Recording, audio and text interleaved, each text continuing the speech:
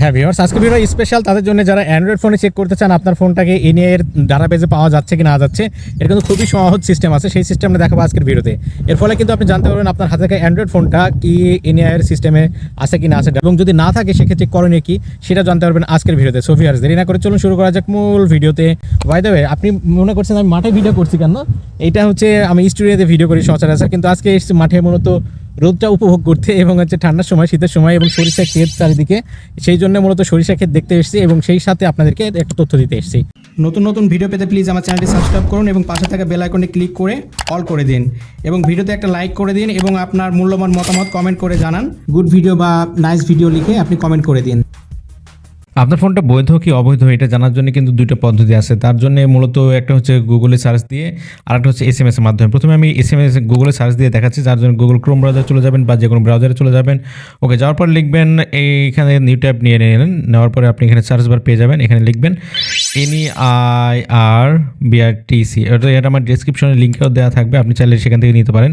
এই যে এখানে দেখবেন সিটিজেন, এখানে ক্লিক করবেন, বাংলাদেশ টেলিযোগাযোগ নিয়ন্ত্রণ কমিশন, এখানে ক্লিক করবেন। এই সার্ভার মূলত একটু ঝামেলাপূর্ণ থাকে, যেহেতু প্রচুর পরিমাণ মানুষ কাজ করছে, এই জন্য একটু সময় লাগতে পারে সার্ভার প্রবেশ করতে। আচ্ছা, দেখতে পাচ্ছেন ওয়েবসাইট চলে এসেছে। এখানে বলা হচ্ছে ইন্টার ইউর IMEI নাম্বার। আপনি আপনার ফোনটা যে অফিসিয়াল কি আনঅফিসিয়াল বা রেজিস্ট্রেশন হয়েছে কি না হয়েছে সেটা কিন্তু এখান থেকে চেক করতে পারবেন। এখানে জাস্ট আপনার IMEI নাম্বারটা দিতে হবে। IMEI নাম্বার দেওয়ার জন্য যদি এই ওয়েবসাইটে আসতে যদি কোনো সমস্যা হয় তাহলে কোনো একটা VPN ইউজ করবেন, আর এমনি চলে আসলে তো খুবই ভালো। এটা ওয়েবসাইটে যেহেতু খুবই জ্যাম, এই জন্য আসতে অনেক সময় সমস্যা করে। তো এরপরে আপনি IMEI নাম্বার কোথায় পাবেন? আপনার ফোনে যেটা যদি অ্যান্ড্রয়েড ফোন হয়, অবশ্যই আপনার ফোনটা হয়তো অ্যান্ড্রয়েড ফোন, আপনার ফোনে যাবেন, গিয়ে আপনি অ্যাবাউট খুঁজবেন। অ্যাবাউটের ভিতরে মূলত থাকে, যে কোনো ফোন হতে পারে, অথবা আপনি এখানে সার্চ বার পেয়ে যাবেন। এই সার্চ বারে ক্লিক করবেন,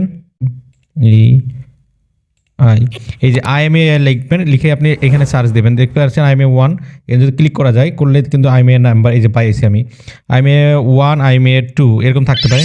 তো এখানে আপনি জাস্ট ক্লিক করে এটি কপি করে নেবেন। দেখতে পাচ্ছেন ক্লিক করে চেপে ধরলে কিন্তু কপি হয়ে যাবে। কপি হয়ে গেল, অথবা নাম্বারটা আপনি মুখস্থ করে নিতে পারেন বা লিখে নিতে পারেন, এই যে নাম্বার, IMEI নাম্বার। এরপর আপনি যে মিনিমাইজ করা আছে আপনার সেই ক্রোম ব্রাউজারে, এখানে আপনি জাস্ট নাম্বারটা পেস্ট করে দেবেন। আমি পেস্ট করে দিচ্ছি, পেস্ট করে দিলাম।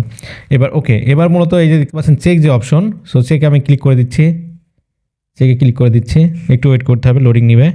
এই যে দেখতে পাচ্ছেন লেখা আছে phone verification status IMEI number এর, তো এই নাম্বারটি IMEI নাম্বার NER সিস্টেমে নিবন্ধিত রয়েছে এবং ব্যবহৃত হচ্ছে, মানে এটা হচ্ছে এখন অফিসিয়াল হয়ে গেছে।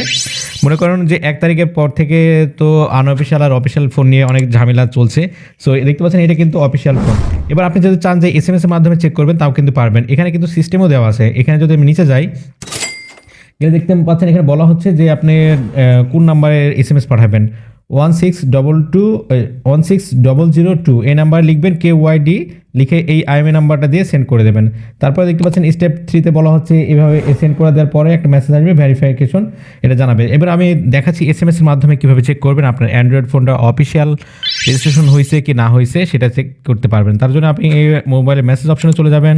মেসেজ অপশনে চলে যাচ্ছি, যাওয়ার পরে এই যে এখানে ক্লিক করে দিলাম, চ্যাট আছে, চ্যাটে আপনি ক্লিক করে দেবেন। দেওয়ার পর লিখবেন আপনি যেহেতু 16002 লেখার পরে এই নাম্বারে মূলত মেসেজ পাঠাতে হবে। তারপরে এখানে লিখে দিতে হবে আমাকে, কে সব বড় হাতে দেবেন, YD স্পেস, এবার ওই যে IMEI নাম্বারটা যেটা দিয়েছেন আপনি সেটা আমি এখানে দিয়ে দিলাম। কোনো স্পেস থাকবে না, কোনো কিছু থাকবে না, জাস্ট এইখানে একটা স্পেস থাকবে, বাকিগুলো সব একসাথে মিক্সড করে লিখে দিয়ে সেন্ড করে দেবেন। ওকে, সেন্ড করে দিচ্ছি আমি, দেখুন সেন্ড করে দিচ্ছি। এই দেখতে পাচ্ছেন ডিভাইসটি BTRC ডাটাবেজে পাওয়া গেছে। সো এই ডিভাইসে কোনো প্রকার সমস্যা হবে না, কারণ এটা তো বৈধ একটা হ্যান্ডসেট, BTRC ডাটাবেজে পাওয়া গেছে, বৈধ আছে। আর আপনার যদি অবৈধ থাকে সেটা কিভাবে আপনি বৈধ করবেন সেটাও কিন্তু রেজিস্ট্রেশনের মাধ্যমে করতে পারবেন। অবৈধ যদি থাকে, মনে করেন এখানে দেখা যাচ্ছে যে ফোনটা অবৈধ, তাহলে আপনি এখানে রেজিস্ট্রেশন যে অপশন আছে রেজিস্ট্রেশন করে নেবেন। দেখতে পাচ্ছেন রেজিস্ট্রেশন নামে যে অপশন, সো রেজিস্ট্রেশন করে নেবেন। রেজিস্ট্রেশন ভিডিও আমি পরে দেখাবো। সো আজকে মূলত দেখালাম যে কীভাবে করে আপনি বুঝবেন আপনার ফোনটা এখন অফিসিয়াল আছে কি আনঅফিসিয়াল আছে। সো ভিডিওটা ভালো লাগলে অবশ্যই লাইক, কমেন্ট, শেয়ার করবেন এবং নেক্সট ভিডিও পাওয়ার জন্য অপেক্ষা করবেন। ধন্যবাদ সবাইকে, সবারই দিনটা শুভ।